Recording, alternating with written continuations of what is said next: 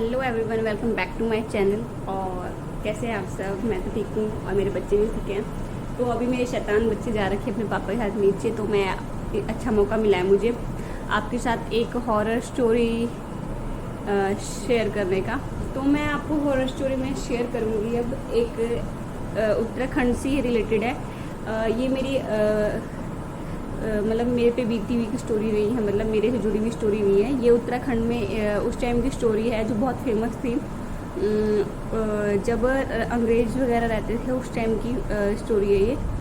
तो नैनीताल, उस टाइम नैनीताल काफ़ी क्योंकि जो डेवलपमेंट है वहाँ के नैनीताल की, उत्तराखंड में जो नैनीताल है वहाँ की डेवलपमेंट वगैरह किसने, अंग्रेज़ों ने ही करी है। और वहीं पे मतलब काफ़ी अच्छा बनाया उन्होंने। और उस टाइम पे नैनीताल में थोड़ा फॉरेस्ट एरिया में, जहाँ पे थोड़ा जंगली इलाका है, वहाँ पे कोई अंग्रेज़ अफसर था, वो फॉरेस्ट विभाग में काम करता था और वो फॉरेस्ट का ही मतलब था। तो उसको शिकार करने का बहुत ज़्यादा शौक था, मतलब उसका इंटरेस्ट ही था कि वो शिकार करे। और तो उसके साथ एक वहाँ का लोकल गाइड, मतलब लोकल आदमी होता है, वो रख लेते थे उस टाइम पे अंग्रेज़ लोग ना। तो वो भी, उसने भी अपने साथ एक लोकल बंदा रखा, ठीक है। और वो मतलब ऐसा था सिस्टम कि वो रोज़ शिकार करते थे, निकलते थे अपना। वो जो नौकर था वो अंग्रेज का हर एक काम करता था, हर एक, मतलब वो दो थे। और उन्होंने जो कॉटेज बनाया था वो जंगल के बीचों बीच बनाया हुआ था कॉटेज। गाँव थे वहाँ,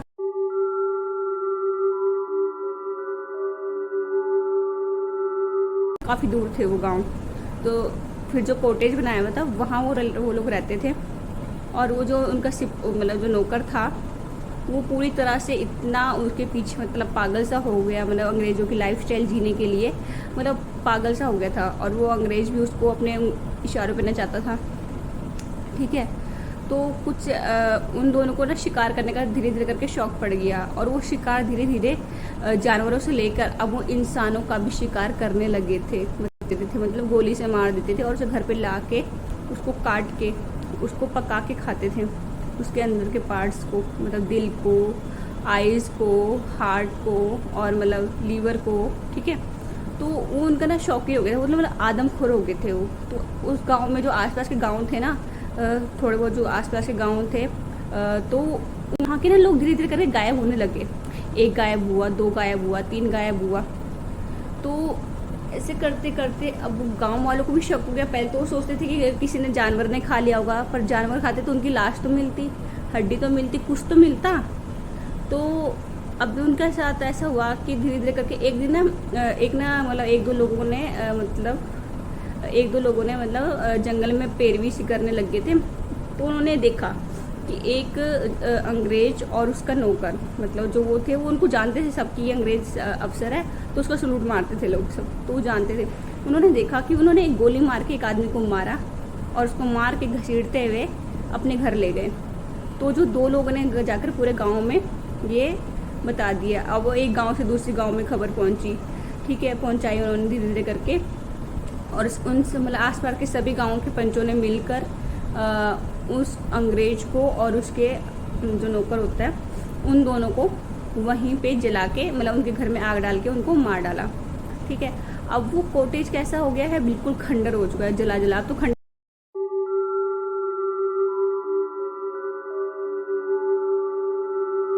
हो चुका है बिल्कुल। अब तो शायद टूट भी गया होगा। तो रिसेंटली मतलब 1990s या 90 के दशक के आसपास की बात है। तो वहाँ पे ना दोबारा से ये सब घटनाएं सुनने को मिली। मतलब पहले तो थी, बीच में भी होती रहती थी। तो 90s के टाइम की मैं बताती हूँ। 90s के टाइम पे ये स्टोरी सुनने को मिली कि वहाँ की ना, मतलब उन दोनों को मतलब जो जले वो हैं, उन दोनों को किसी ने देखा है। मतलब अब किसने देखा है, वो लड़के ने देखा, किसी लड़के ने देखा। और उसने बोला कि वो मतलब इतने अजीब थे, मतलब वो जंगल में कुत्ते, जो आदमी था वो कुत्तों की तरह बिहेव करके घुटनों के बल चल रहा था। और उसकी सड़ी हुई बॉडी थी, जली हुई थी। और अंग्रेज भी मतलब जला हुआ था, चाह रहा था। उसने जो जली हुई बॉडी ने वो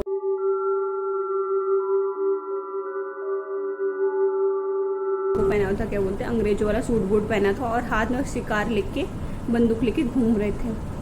तो उसकी बात को किसी ने ध्यान नहीं दिया।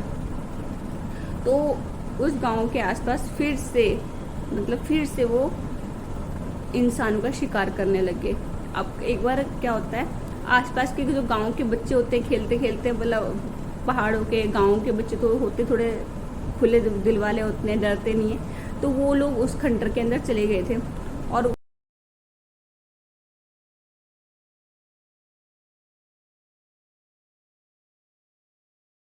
खंडर के अंदर गए। और क्योंकि कुछ बच्चों ने उन्हें जाते हुए देखा था, तो फिर वो वापस नहीं आए वो बच्चे।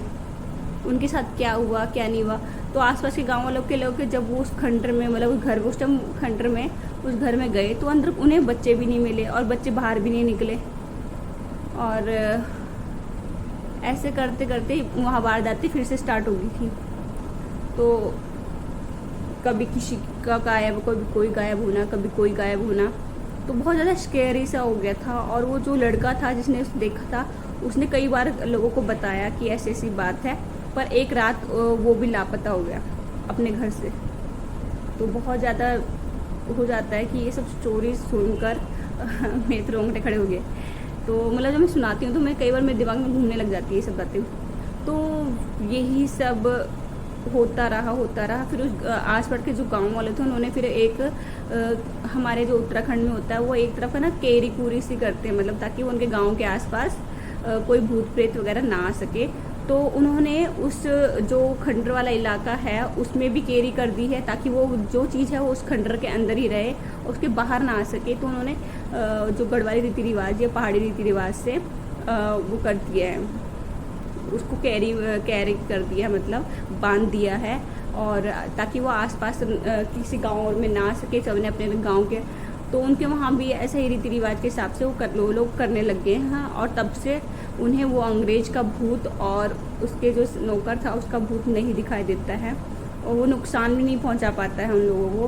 पर वो हर 2 साल में या 3 साल में वो ये लोग कैरी करते रहते हैं, मतलब वो पूजा करते रहते हैं, ताकि उनके गांव में सुख समृद्धि बनी रहे और वो भूत प्रेत उनके गांव के अंदर एंटर ना करें। तो पहाड़ी रीति रिवाजों के हिसाब से तो ये सब चीज़ें बहुत ज़्यादा मानी जाती हैं। और हर उत्तराखंड के, मतलब उत्तराखंड का होता है, उनको पता होता है कि गांव के में केरी एक तरफ की पूजा की जाती है, ताकि उनके गांव के आसपास कुछ भी नेगेटिव चीज़ें ना घुसे, गांव के अंदर ना घुसे। तो ये सब बहुत ज़्यादा स्कैरी भी होता है। और जो लोग नहीं जानते हैं इन सब चीज़ों के बारे में, तो वो सोचते होंगे कि कैसे होता है ये सब। वो एक बड़ी सी पूजा होता है, जैसे एक देवता पूजा होती है, वैसे ही वहाँ वैसी पूजा की जाती है। और उस पूजा में सारे परिवार के लोग, सारे गांव के लोग इकट्ठे होते हैं और पूजा करते हैं। वो फिर उसके बाद एक बार रात के 12 बजे से पहले वो पूरे गांव में वो मतलब ब्याला होता है, भैंस के बच्चे को लेकर पूरे गांव के यहाँ घुमाते, कुछ ऐसा सिस्टम करते हैं। मैंने देखा नहीं है, बट मैंने सुना है किसी के मुँह से। तो ये सब करते हैं, और उसके बाद जो बाहर चला गया उसके लिए नुकसानदायक हो जाता है, उस कई बार उस पर भूत वगैरह लग जाते हैं। और उसके मतलब वो तब रात के 12 बजे के बाद, मतलब जब वो कैरी कर लेते हैं, उसके बाद कोई भी बाहर नहीं आ सकता, सारे गांव के अंदर ही होने चाहिए। तो आज का ब्लॉग यहीं ख़त्म करते हैं। और आप लोग बताइएगा मुझे कि आपको ये स्टोरी कैसे लगी है, प्लीज़ कमेंट तो कीजिए। मैं इतना अच्छे ब्लॉग लाती हूँ और मुझे कमेंट वगैरह नहीं आते कि आपको मेरी स्टोरी अच्छी लगी या नहीं लगी। तो प्लीज़ मुझे मेरी स्टोरी के बारे में बताइए कि अच्छी है या नहीं है। तो मिलते हैं नेक्स्ट व्लॉग में, और इसी तरह से हमारे से बने रहिए।